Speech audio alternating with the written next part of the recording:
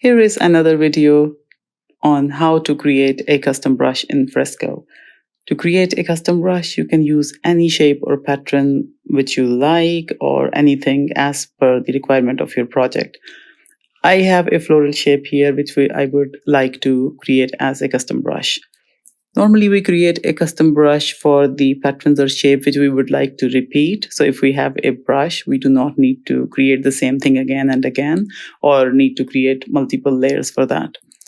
All right, now for this one, option is very simple. You choose the eyedropper tool in the left-hand menu. You see there are two sub-options. Choose the bottom option for the multicolor. And this magnifier we need to fix on this shape. You can see that magnifier is small, but the shape is big. So first of all, let's reduce the size so that it can fit into that eyedropper. Now get the eyedropper and fit the shape in there. Now if we choose the brush, you can see that that shape is there. Let me hide this shape. And okay, now on an empty layer, if I try to draw, you can see it's small. We can increase the size of the brush to see it bigger if we want. Here we go. Now let's reduce the size, it's too big. All right, now you can see that I can drop the same shape multiple times with just tapping on the screen. Now, and the size is increasing or decreasing with the pressure of the brush, of course.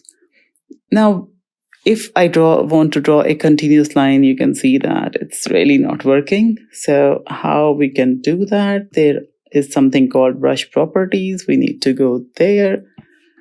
In the brush properties, you see an option called spacing. We can increase the spacing. And you see how does this work. If you want, you can increase spacing a little bit more. And then you can choose this pattern to whatever shape you would like. There are some other interesting options in brush properties. For example, angle in some shapes. For example, if you have confetti, you can use angle. So it will change the angle of the confetti.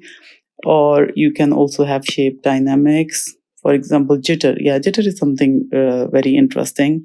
So if jitter will increase or decrease the size. So you can see that some are bigger, some are small. So if you want, again, in the example of confetti, I think the jitter option will be really helpful. We can also, so let me reduce the jitter. We also have angle jitter. We have other options like scattering. Scattering is also very important. So in scattering, it will scatter all around instead of just in one line. So scattering again is option. It could be in confetti. If you're showing some lights, I think this is really nice. Or you're filling a sky with stars. So scattered option would be very, very helpful there. And you can have opacity jitter, which will increase or decrease opacity randomly. So you see some will be in high opacity, some will be in the low opacity. So again, this option, if you're showing the water droplets or something like that, I think this option would be very, very nice there. So there are all these options which we can definitely choose from. And we also have flow jitter, further control options. Just play around with these options and create amazing brushes which you can use. That was everything for today's video. Thank you very much for watching.